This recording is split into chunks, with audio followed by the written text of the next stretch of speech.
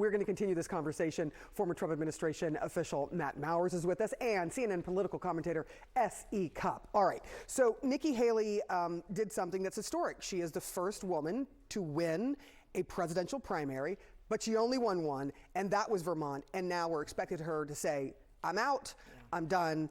The question is, what next? And what are you hearing in Haley world? Because apparently you've got a lot of context there. Well, I've been talking to Haley campaign throughout all of this. And I talked to them this morning because if you saw in that Wall Street Journal article where they kind of talk about what she's going to do next. Right. And I talked to the campaign. They said, yeah, they're going to encourage Donald Trump to earn her voters. And that's important. She's not encouraging her voters to, find their own way or maybe even choose Joe Biden. She wants her supporters to go with Donald Trump if he earns the vote. Now, importantly, we're talking about whether she'll endorse or not. I said, does that mean that there's a world in which Nikki Haley could endorse Donald Trump? They said, yeah. Yeah, there is. Okay. So to end any speculation that she will not endorse him, I think it's inevitable that she probably will at some point. That will be disappointing to a lot of Nikki supporters, perhaps, moderates and independents who kind of really liked that she was taking on Donald Trump. She is the first, not just woman to win a primary, the first Republican to beat him anywhere since 2016. It's a big deal. Those are really good points. Yep. But as you say, she wants him to earn the votes, which probably means that at 10 o'clock when she's expected to make her announcement that she's out, she won't immediately endorse him. But we will wait and see on that. I want to let you hear what Senator Lindsey Graham said to our Dana Bash just yesterday about where he sees Haley going. I hope she can support President Trump. She can make the case of why she would vote for Trump versus Biden on policy. I think would resonate with people. I'm pretty confident. I've known her, most of my political life that she'll be a team player. That there'll come a time, and I hope sooner rather than later, where she realizes this is not her moment, and there's a lot at stake. So I'd find it difficult to imagine that Nikki Haley would not support President Trump when it's all said and done. Matt, what say you? Well, I think Senator Graham's exactly right. And if you look at the fact that Ambassador Haley, up until she really got to South Carolina, was really trying hard not to alienate Trump supporters and Trump voters. She's both trying to bring in the non-Trump coalition into the Republican Party while also maintaining the, potential of future support from more of the MAGA coalition, so to speak. And so I would expect you're going to see Ambassador Haley endorse. It probably won't be right away. It's been pretty contentious and personal the last few days. I know personally she's very bothered by the comments that former President Trump made about her husband in particular and his military service. And so it's going to take some time for him to, show that he can earn her support.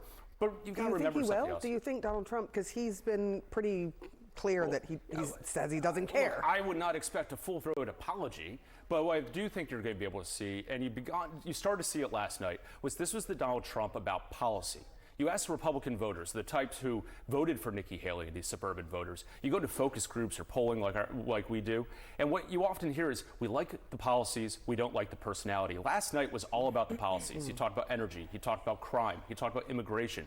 If he keeps it there between the buoys, he can win a lot of those voters back, and I'd imagine that that's going to include Ambassador Haley. I want to listen to some of those voters that voted for Nikki Haley. These are voters that were in Virginia as the results were sort of coming in last night. These are exit poll voters. Let's let you hear what they have to say. You're supporting Nikki? You do? I think she's great. Yeah, I think she's an outstanding candidate. If it ends up being a Trump versus Biden rematch, do you know who you'd vote for? Yeah, I'll hold my nose and vote for Biden again. I really like her.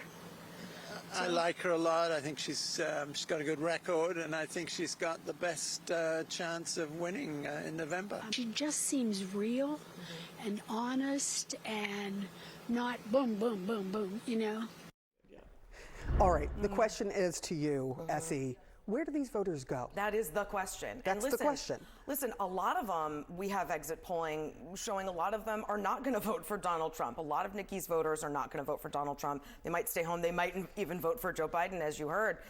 And that's a big warning sign, a big problem for Donald Trump. Losing 40% of the Republican vote in numerous states is a big deal. If Joe Biden were losing 40% to Dean Phillips or RFK Jr., they'd be freaking out. rightfully so. Trump has to earn those voters. The question is, does he want to?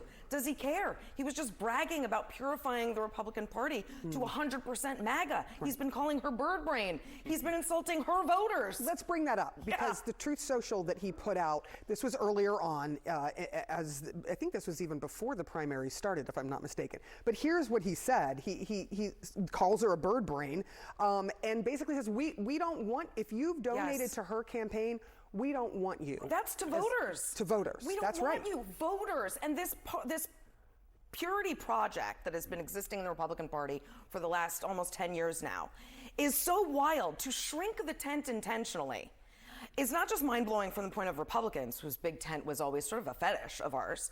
Now to shrink it and actively kick conservatives out, not just in Congress, but voters. Yeah. It's such a dumb strategy, but this is when he seems committed. Matt, I'm sure you have something to say about that. It's just important to know one thing, though. Yeah. So not only today does Donald Trump essentially become the Republican nominee, but he starts as the front runner for president of the United States right now. And that has less to do with his strength or his ability to reach across the aisle and bring in these moderate voters than Joe Biden's weakness right now. His political weakness, whether it's with his own base, and you saw that in Hennepin County in Minnesota last night, where Ilhan Omar is a representative.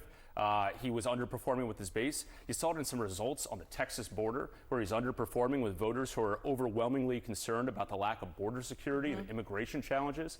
Joe Biden has this two-headed hydra he's got to face right now from now through November in order to get himself not just to win, but potentially even be competitive. And I've seen some recent polling in some, pretty blue states that shows that Donald Trump is competitive with Joe Biden, not because Donald Trump's getting 49, 48, 50% of the vote, because Joe Biden's in the 30s in some of these states. But the good news, now that Nikki Haley is out, we're going to get an unpopular president no matter what. Congrats, America. The polls do say that this is the matchup they did not want. Right. But when the rubber hits the road, we will then see how people decide, because you can talk about it and you can say you're not going to do things, but when it actually comes down to fruition, we need to remember this is just a moment in time. 2024 is coming. November is coming. We are in sort of the hinterland as we watch all of this happen. Thank you both for being here, S.E. Cupp and Matt Mowers.